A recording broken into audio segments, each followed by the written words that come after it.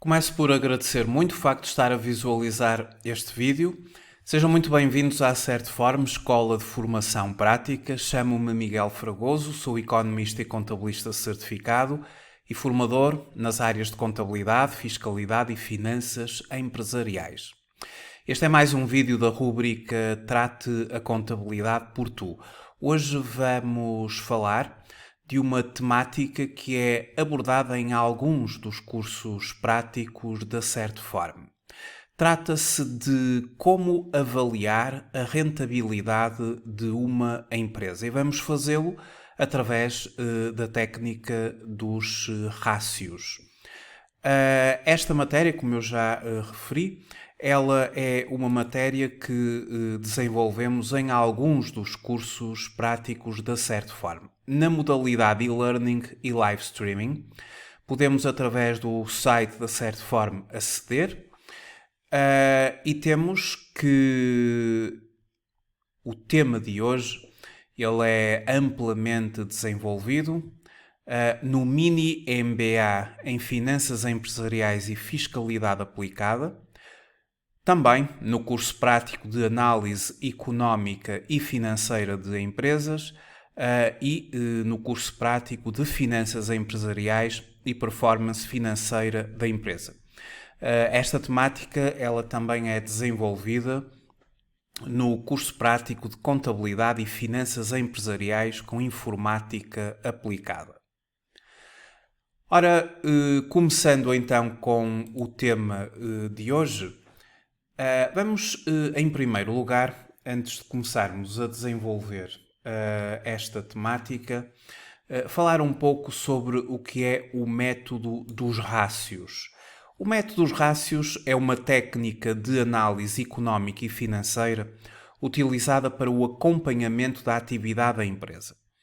O método dos rácios consiste em estabelecer relações entre diferentes componentes do balanço e da demonstração dos resultados, ou ainda entre outras grandezas económico-financeiras. Esta metodologia permite obter informação de maior significado do que aquela que nos é dada pelas rúbricas em valor absoluto e comparar valores da mesma empresa em diferentes períodos e relativamente a outras empresas. Permite a utilização de grandes quantidades de informação de modo relativamente sintético, simples e objetivo. Um rácio é uma estimativa quantificada da relação entre duas grandezas. Os rácios são indicadores de gestão que exprimem uma relação entre elementos das demonstrações financeiras, particularmente o balanço e a demonstração dos resultados, e a partir dos quais é possível tirar ilações sobre a situação económica e a situação financeira da empresa. Os rácios são utilizados para apreciar a situação da empresa e compará-la com a situação de empresas semelhantes, ou do mesmo setor de atividade, quando comparamos os rácios da nossa empresa ou os indicadores da nossa empresa com os indicadores do setor de atividade onde a nossa empresa está enquadrada. E também para apreciar a situação da empresa em vários períodos de tempo. Por exemplo, ao longo de 3 a 5 anos. O que permite, neste último caso, fazer uma análise dinâmica da evolução da empresa. Podemos apresentar os rácios organizados por várias categorias. Por exemplo, rácios de estrutura ou de situação, rácios de atividade e gestão da empresa.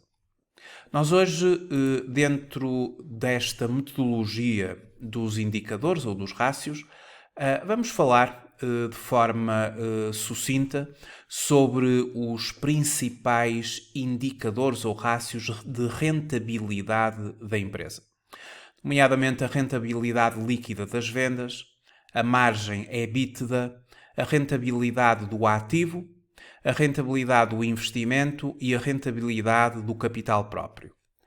De forma mais avançada, e no âmbito dos nossos cursos de formação, fazemos também a análise Dupont tradicional e a análise Dupont desenvolvida.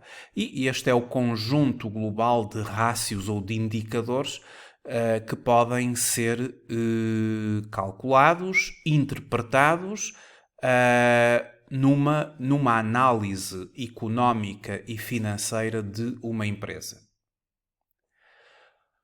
Nós hoje temos um caso prático onde eu vou mostrar o funcionamento ou o cálculo destes principais rácios de rentabilidade da empresa. Nós, para fazermos esta análise, necessitamos das demonstrações financeiras de uma empresa. Temos, por exemplo, aqui um caso prático número 1, em que a empresa XKY apresenta os seguintes dados contabilísticos para o ano N-1 e para o ano N. Temos então 2 anos de comparação. Temos o balanço da empresa, as aplicações, que é o ativo, desdobrado no ativo não corrente ou de médio e longo prazo, e o ativo corrente, de curto prazo, para o período N-1 e para o período N. E depois temos as origens, formadas pelo capital próprio, período N-1 e período N, e o passivo de médio e longo prazo, denominado por passivo não corrente, e o passivo de curto prazo, o passivo corrente. Já sabemos que não corrente é aquilo que vai além do ciclo da exploração da empresa, além dos 12 meses, além de um ano, enquanto que o passivo corrente são as obrigações, são as dívidas que terão que ser liquidadas já no decurso daquilo que é o ciclo da exploração da empresa, ou seja, nos próximos 12 meses. E assim também o ativo não corrente, para além dos 12 meses, e o ativo corrente, os direitos, os bens da empresa, mas aqui os seus direitos dentro daquilo que é o ciclo da exploração. Os próximos 12 meses, ou até 12 meses, o ativo corrente. Para além de 12 meses, o ativo não corrente. Depois temos também a demonstração dos resultados da empresa. Na forma do sistema de normalização contabilística, a demonstração dos resultados da empresa, o elenco dos rendimentos, especialmente o seu volume de negócios formado pelas vendas e serviços prestados, e depois os vários gastos operacionais, formando-se o EBITDA, que é o resultado da empresa antes das depreciações, antes dos juros e antes do IRC, ou do imposto. O EBIT da empresa, também denominado por resultado operacional, que contempla já a dedução das depreciações e amortizações, depreciações para ativos fixos tangíveis, amortizações para ativos intangíveis. E depois o EBT, o denominado resultado antes de impostos, que no fundo será o resultado operacional deduzido dos juros e gastos similares suportados no caso desta empresa. Porque esta empresa só tem juros e gastos similares suportados. Poderia eventualmente ter juros e rendimentos similares obtidos e gerava-se o chamado resultado financeiro pela diferença entre os obtidos e os suportados. Esta empresa apenas tem juros suportados, tem um resultado financeiro negativo e, portanto, tudo o que tem a ver com gastos subtrai, tudo o que tem a ver com rendimentos soma, e após deduzir o imposto sobre o rendimento do período, ao chamado resultado antes de impostos, temos o resultado líquido do período para cada um dos anos, que diga-se que é o elo comum, o elemento comum entre a demonstração dos resultados e o balanço da empresa. Por exemplo, no período N-1, o resultado líquido do período é de 118.260. No período N, o resultado líquido é de 46.980. Isto significa que o balanço terá que ter no seu resultado líquido do período exatamente os mesmos valores para N-1 e para o período N. Ora, vamos então face às duas demonstrações financeiras aqui apresentadas, sendo que numa análise financeira é sempre muitíssimo importante passar ou fazer a passagem deste balanço contabilístico que aqui se apresenta ao balanço funcional, que é o balanço que utilizamos para a análise financeira, especialmente para a análise do equilíbrio financeiro da empresa. Foi algo que eu fiz aqui na resolução deste caso prático, a passagem para o balanço funcional, onde se desenvolvem o ciclo da exploração da empresa, o ciclo de investimento e o ciclo de financiamento.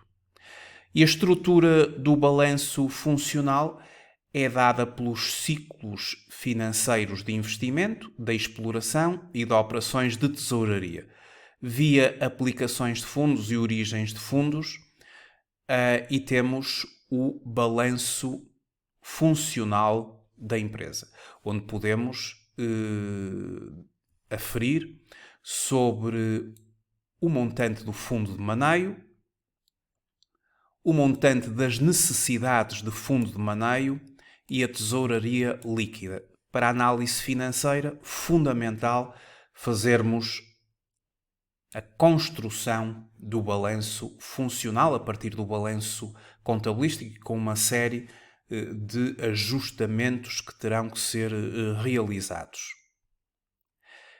Passo então agora aos rácios de rentabilidade, que no fundo é o objetivo aqui desta apresentação da rúbrica Trate a Contabilidade por Tu. Os rácios de rentabilidade, em termos de resultados, demonstram a importância relativa dos resultados em função de outra variável, ou seja, a rendibilidade que conseguimos tirar dessa variável. Estes rácios indicam o grau de eficiência com que a empresa utilizou os recursos à sua disposição. Nós, do ponto de vista de rácios de rentabilidade, temos a rentabilidade das vendas, cujo objetivo é medir a capacidade para gerar margem por parte da nossa empresa, a rentabilidade do ativo e do investimento.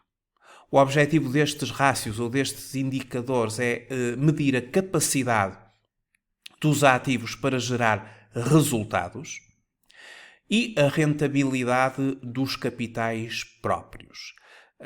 Pela análise do rácio rentabilidade dos capitais próprios ou deste indicador, o nosso objetivo é medir a capacidade para a empresa remunerar os acionistas ou os detentores do capital. O primeiro indicador, e aqui temos na rentabilidade a rentabilidade líquida das vendas, ele calcula-se pelo quociente do resultado líquido do período e das vendas. Portanto, rácios é isto mesmo, são relações quocientes entre grandezas. E para o cálculo da rendibilidade ou da rentabilidade líquida das vendas, nós dividimos o resultado líquido do período pelo valor das vendas. Poderá também denominar-se volume de negócios. O volume de negócio ele é determinado pelas vendas de mercadorias, mais as prestações de serviços. A empresa que nós vamos analisar apenas vende mercadorias, não presta serviços, pelo que eu ajustei estes indicadores à realidade desta empresa em concreto e, portanto, quando se trata de venda de mercadorias, nós consideramos vendas. Para termos o indicador em percentagem, eu multiplico por 100 e assim o indicador é apresentado em percentagem. Vamos sempre fazer N-1 e N. A rendibilidade líquida das vendas em N-1, ele é dado pelo resultado líquido de N-1 a dividir pelas vendas. Já a rendibilidade líquida das vendas no ano N, ele é determinado pelo resultado líquido do período N a dividir pelo volume de vendas. Resultado líquido determina-se a partir da demonstração dos resultados, as vendas a partir também da demonstração dos resultados. No primeiro caso temos 1,83%, no segundo caso 0,30%, uma empresa que apresenta rendibilidade líquida das vendas baixa. Ora, 46.980 a dividir por 15.787.500 e multiplicando por 100, temos 0,2975 e fazendo o arredondamento eu passei para 0,30%. Como é que se interpretam este indicador? Ou estas percentagens que obtivemos? A rendibilidade líquida das vendas traduz-se na medida da eficiência global da empresa, medindo a capacidade de criar valor em termos de resultados líquidos. Este indicador mede a rendibilidade que a empresa tem depois de considerados todos os gastos operacionais, encargos financeiros e imposto, que é o IRC. Uma rentabilidade das vendas de 1,83, que foi, por exemplo, aquilo que nós obtivemos no período N-1, significa que a empresa gera um lucro de 1,83€ por cada 100 euros de vendas. O objetivo da empresa é, logicamente, maximizar a rentabilidade ou a rendibilidade líquida das vendas. Esta empresa baixou muito do ano N-1 para o ano N. Em ambos os anos tem valores muito baixos, mas no período N a rendibilidade das vendas é de facto muito baixinho e, portanto, esta empresa tem que se preocupar na maximização, em aumentar este indicador. Outro indicador muito utilizado é a chamada rentabilidade do EBITDA ou margem EBITDA. A rentabilidade ou margem EBITDA é calculado pelo quociente entre o EBITDA e as vendas, vezes 100. Claro que podemos também aqui considerar o volume de negócios, mas o volume de negócios que é formado pelas vendas mais as prestações de serviço, ou simplesmente as vendas e as prestações de serviços. Esta empresa vende mercadorias, eu já referi, portanto eu estou sempre a utilizar as vendas porque eu adaptei estes indicadores à realidade da minha empresa. Estas duas grandezas, elas são aferidas ou são obtidas a partir da demonstração dos resultados da empresa. O EBITDA, denominado Earnings Before Interests, Taxes, Depreciations and Amortizations, e que, no fundo, é o resultado da empresa antes dos juros, antes dos impostos, antes das depreciações versus amortizações. Ele é aferido diretamente da demonstração dos resultados. Portanto, a partir da demonstração dos resultados, eu gero o EBITDA e vou dividir o EBITDA do período N-1 pelo volume de vendas e o EBITDA do período N pelo respectivo volume de vendas. E é isso que eu fiz. Ora, dividindo o volume ou o valor do EBITDA pelo respectivo volume de vendas, quer no ano N-1, quer no período N, temos 5,38% e 4,11%. Mais uma vez, a empresa baixa a rentabilidade de um período para o outro. Vamos então fazer uma breve interpretação ao significado deste indicador, a margem EBITDA. A margem EBITDA mede a eficiência da atividade económica da empresa com referência ao cash flow operacional, ou seja, o valor do cash flow operacional por unidade de volume de negócios. Isto porque, como eu já referi, as vendas são o volume de negócios desta empresa. Uma margem EBITDA de 5,38%, que é aquilo que foi alcançado no período N-1, significa que a empresa liberta 5,38€ da sua atividade operacional por cada 100 euros de volume de negócios. Já 4,11 significaria que a empresa passou, no período N, a libertar 4,11€ da sua atividade operacional por cada 100 euros do volume de negócios, que serão utilizados depois para as depreciações, para pagar juros e impostos ou imposto sobre o rendimento. O objetivo da empresa é maximizar a margem EBITDA. Esta margem ela é superior à margem anterior. Os valores continuam baixinhos para esta empresa e a preocupação é que diminuiu de um período para outro. Claro que nós devemos sempre fazer comparações com pelo menos 3 anos.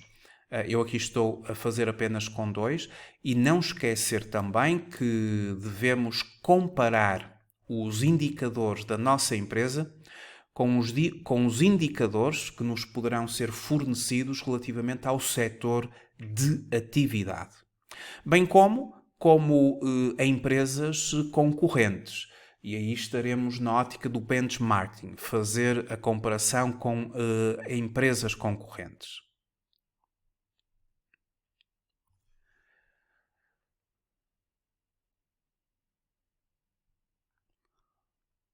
Outro indicador ou rácio de rentabilidade é a chamada rentabilidade operacional. E a rentabilidade operacional, ela é dada dividindo o EBIT da empresa, Earnings Before Interest and Taxes, ou seja, o lucro antes dos juros e dos impostos, a dividir pelas vendas, vezes 100. Quer uma grandeza, quer a outra, elas são aferidas, resultam da nossa demonstração dos resultados. O EBIT e as vendas.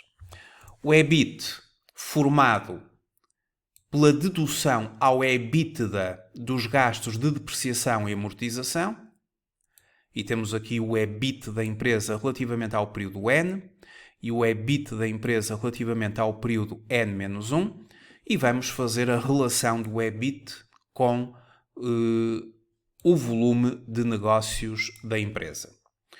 Ou o EBIT é também o denominado resultado operacional da empresa. A relação entre o resultado operacional e o volume de negócios da empresa. É aquilo que nós pretendemos. Então, fazendo os nossos cálculos, para o período N-1, o EBIT a dividir pelo volume de negócios vezes está em 4,25, e para o período N, o EBIT do período N, que é bastante mais baixo em comparação com o período anterior, a dividir pelo volume de negócios da empresa, 1,45, este indicador também sofre uma diminuição de um período para o outro. Vamos interpretar este indicador. Uma rentabilidade operacional de 4,25%, que foi aquilo que nós obtivemos no período N-1, significa que a empresa liberta 4,25€, ou 4,25 € da sua atividade operacional, após depreciações e amortizações, porque o EBITDA ele é formado após a dedução das amortizações e das depreciações ao EBITDA, por cada 100 € do volume de negócios, que serão utilizados para pagar o que virá a seguir e que são os encargos financeiros impostos sobre o rendimento. O objetivo da empresa é o de maximizar a rentabilidade operacional. Diz-se aqui que serão utilizados para pagar os encargos financeiros impostos sobre o rendimento, porque se nós formos à demonstração dos resultados da empresa, nós vamos verificar que após o EBITDA, nós vamos ter os juros e vamos ter o imposto sobre o rendimento do período. Daí essa nossa interpretação.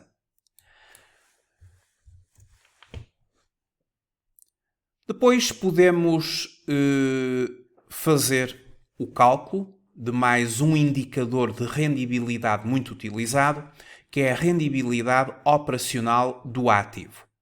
Este indicador ele traduz-se na relação entre o EBIT e o ativo da empresa. Aqui vamos ter que verificar os respectivos valores na demonstração dos resultados, o EBIT, e o ativo no balanço. Portanto, aqui, para a rentabilidade operacional do ativo, nós vamos ter que pegar nas duas demonstrações financeiras. Já conhecemos o EBIT desta empresa, é o mesmo do indicador anterior, 692.100 para o período N-1, 228.300 para o período N. O ativo da empresa, vamos ter que o consultar no balanço da empresa. No balanço, o ativo, aqui estamos a falar de ativo total, será o ativo não corrente mais o ativo corrente, o ativo de médio e longo prazo mais o ativo de curto prazo. O total do ativo, que também se denomina o total das aplicações, 4.033.500 para o período N-1, 4.362.000 para o período N.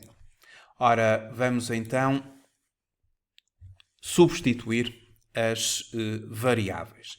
Aqui temos 692.100 sobre 4.033.500 e 228.300 sobre 4.362.000.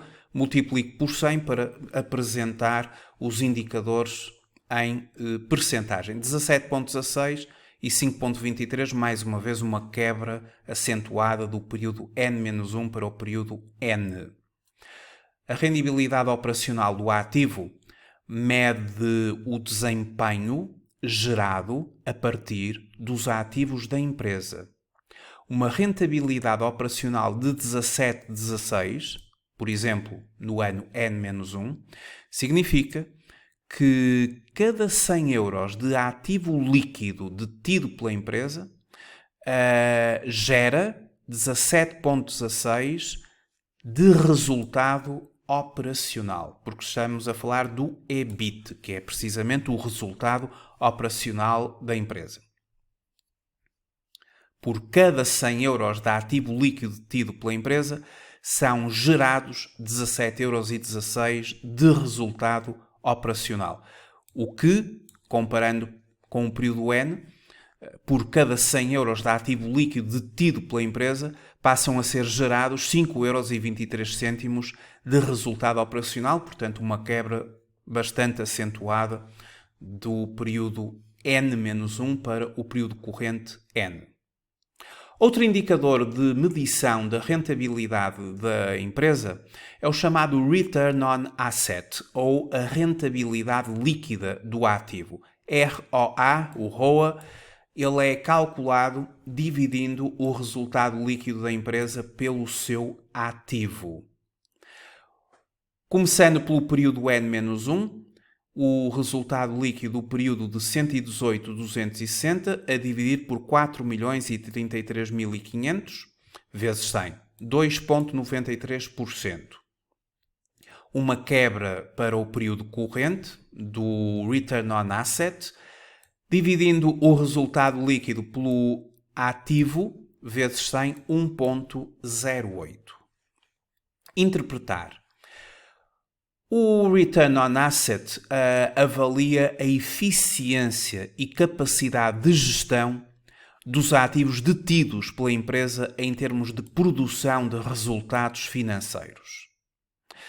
Quanto maior o valor do Return on Asset, ou da rentabilidade líquida do ativo, melhor será a performance da empresa na utilização dos seus ativos. Um resultado elevado significa que os ativos da empresa têm elevada capacidade para gerarem retorno financeiro. Por exemplo, um return on asset de 2,93%, que foi aquilo que nós conseguimos no ano N-1, significa que cada 100 euros de ativo líquido detido pela empresa produzem 2,93 euros de resultados líquidos. O objetivo da empresa passa por maximizar a rentabilidade líquida do ativo, ou o Return on Asset. Outra medida ou indicador no âmbito das rentabilidades é a rentabilidade do investimento, ou Return on Investment, o chamado ROI. O ROI é igual ao resultado líquido mais os gastos de financiamento a dividir pelo ativo. O resultado líquido e os gastos de financiamento podemos consultar a partir da demonstração dos resultados da empresa, claro está, o ativo a partir do balanço. Quanto ao resultado líquido já é nosso conhecido. Quanto aos gastos de financiamento, aqui a demonstração dos resultados em termos de gastos de financiamento, a partir do EBIT, nós deduzimos os juros e gastos similares suportados, obtendo o resultado antes de impostos. E temos aqui os gastos de financiamento, são os juros desta empresa. 150 mil, os juros suportados, e portanto está aqui na ótica de gastos. 150 mil relativos ao período N e 195 mil relativos ao período N-1. Passando então para o nosso indicador. Somo os respectivos gastos de financiamento ao resultado líquido. Divido pelo ativo. Multiplico por 100 para apresentar em percentagem. 7,77 relativamente ao período N-1, exatamente o mesmo para o período N, o que dá 4,52. Mais uma vez, uma descida, desta vez do Return on Investment. Desce do período N-1 para o período corrente N. Este indicador, ele avalia a eficiência e capacidade de gestão dos investimentos através da medição da capacidade dos ativos gerarem retorno financeiro, independentemente da forma como esses ativos foram financiados. Ao somar-se os gastos de financiamento ao resultado líquido, anula-se esse efeito. E é muito importante. Foi por isso que aqui nós fizemos a soma ao resultado líquido dos gastos de financiamento para anular este efeito que os mesmos vão traduzir. O ROI de 7,77, que foi aquilo que nós obtivemos, por exemplo, no período N-1, o seu significado é que cada 100 euros de ativo líquido detido pela empresa, ou por cada 100 euros de ativo líquido detido pela empresa, são produzidos ou são gerados ou são criados 7,77 euros de resultados antes de encargos financeiros. Antes de encargos financeiros. Daí eu ter somado os gastos de financiamento. O objetivo da empresa é o de maximizar o return on investment. E por fim, o último indicador, claro que a partir daqui nós faríamos o desdobramento do indicador que nós agora vamos calcular através da chamada análise Dupont tradicional e a análise Dupont desenvolvida, que são extremamente importantes para uma interpretação mais detalhada deste indicador. Quanto à rentabilidade do capital próprio, a fórmula do seu cálculo ela é dada dividindo o resultado líquido do período pelo capital próprio e multiplicando por 100. O ROI, ou o Return on Equity, cuja designação deriva das iniciais da expressão anglo-saxónica, como eu referi, Return on Equity, é também designado por rendibilidade dos capitais próprios, rendibilidade ou rentabilidade, e corresponde ao rácio ou à relação entre o valor dos resultados líquidos obtidos por uma empresa num determinado período, cujo valor é retirado da demonstração dos resultados. E o valor dos capitais próprios também é chamada situação líquida, existente no final desse mesmo período, retirado do balanço. Vamos ver qual é a situação líquida desta empresa no período N-1 e no período N, ou o seu capital próprio. A situação líquida é a diferença entre o ativo e o passivo, que é o capital próprio da empresa.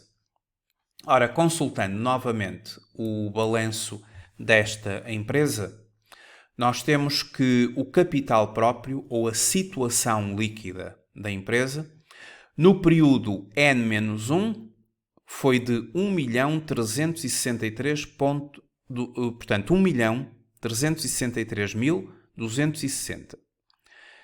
E relativamente ao período N, a situação líquida, ou o capital próprio, ou a diferença entre o ativo, ou o total das aplicações, e o passivo, foi de 1.410.240. Estes são os dois valores que eu agora vou utilizar para o cálculo desta rentabilidade do capital próprio. Voltando então aqui ao nosso indicador, temos que a rendibilidade do capital próprio, ou rentabilidade do capital próprio, será o resultado líquido do período a dividir pelo capital próprio. No ano N-1 obtenho 8,67%, no ano N 3,33%. Sendo calculado dessa forma, o valor do Return on Equity, ou rendibilidade do capital próprio, permite a obtenção de indicações acerca da forma, o grau de eficiência, como os investimentos dos detentores de capital de uma empresa estão a ser geridos.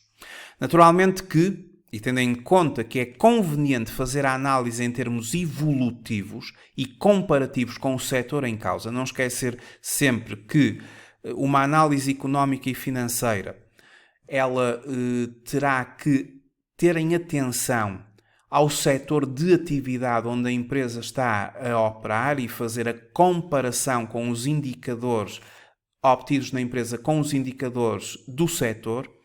Quanto maior for o valor do Return on Equity, ou da rentabilidade do capital próprio, melhor a performance da empresa a esse nível. Este indicador, e designadamente ao nível das empresas cotadas, é importante na ótica dos detentores do capital, que são os acionistas, na medida em que pode ajudar a qualificar as empresas em termos de risco e, consequentemente, rendibilidade delas esperada. A rentabilidade do capital próprio é a medida de rentabilidade mais referida para aferir a performance financeira das empresas, dado ser uma medida de eficiência com que os gestores investem o dinheiro dos acionistas. Apesar de não ser uma medida perfeita da aferição de performance, constitui um excelente ponto de partida para uma análise de rentabilidade. E quando analisada ao longo de vários anos, ou para comparação entre empresas, afirma-se como uma ponte para a criação de valor. Obtivemos 8,67 no período N-1, 3,33 no período N. Baixa de um período para o outro. Já vimos que esta empresa, em todos os indicadores de rentabilidade, diminui. Ou seja, em termos globais, a rentabilidade desta empresa é menor no período N comparativamente com o período N-1. E a rentabilidade do capital próprio permite aferir a forma como os acionistas são remunerados, ou seja, a rentabilidade da empresa na perspectiva dos acionistas. A rentabilidade do capital próprio diz-nos qual a percentagem de lucro por cada euro investido. Por exemplo, se uma empresa tiver uma rentabilidade do capital próprio de 15%, por exemplo, isto significa que cada 1.000 euros de capital próprio criam 150 euros de lucro por ano. Tendo a empresa que estamos a analisar uma rentabilidade do capital próprio, ou como eu já referi na terminologia anglo-saxónica, Return on Equity, por isso é que eu estou a denominar por ROE, Return on Equity, no caso concreto de 8,67, que foi aquilo que nós obtivemos. Isto significa que por cada 100 euros de capital próprio são criados 8,67 euros de lucro por ano. E o que diminuiu bastante do período N-1 para o período N, porque no período N eu poderei concluir que por cada 100 euros de capital próprio, ou de situação líquida, porque capital próprio é a situação líquida, são criados 3,33 euros de lucro por ano. E o objetivo da empresa é o de maximizar o return on equity, ou a rendabilidade, ou a rendibilidade, ou rentabilidade do capital próprio. Esta informação é extremamente importante para os investidores, que geralmente são atraídos por empresas que têm a capacidade de gerar return on equity elevados numa base sustentada. A rentabilidade do capital próprio elevada, ou return on equity elevados, são sinónimo de crescimento e valor acrescentado. E qualquer gestor ou analista deve dar grande importância a este rácio ou a este indicador. Fizemos então uma análise breve da rentabilidade de uma empresa, calculando a rentabilidade líquida das vendas, a margem EBITDA, a rentabilidade do ativo, a rentabilidade do investimento, a rentabilidade do capital próprio. Vimos aqui este conjunto de indicadores e fizemos a respectiva interpretação.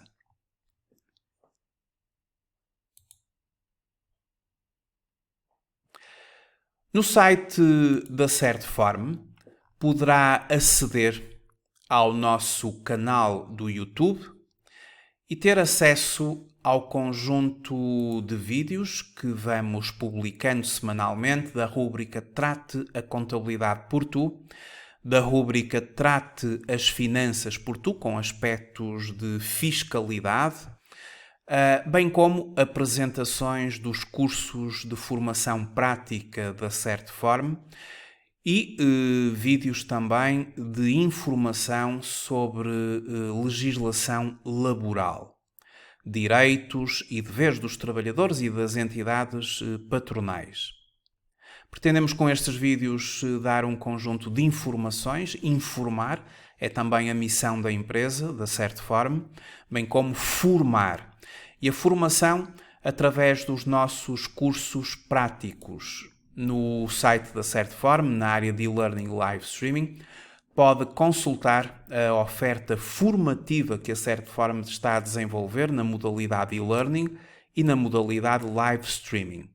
Esta matéria que eu acabei agora de desenvolver, como eu já referi no início, ela é amplamente desenvolvida através de estudos e de casos práticos e de estudo de casos de empresas, particularmente no curso prático de Contabilidade e Finanças Empresariais com Informática Aplicada, no Mini MBA em Finanças Empresariais e Fiscalidade Aplicada, no curso prático de Análise Económica e Financeira de Empresas e no curso prático de Finanças Empresariais e Performance Financeira da Empresa. Se consultar o nosso site, temos uma oferta formativa na modalidade e-learning e também uma vasta oferta formativa na modalidade live streaming.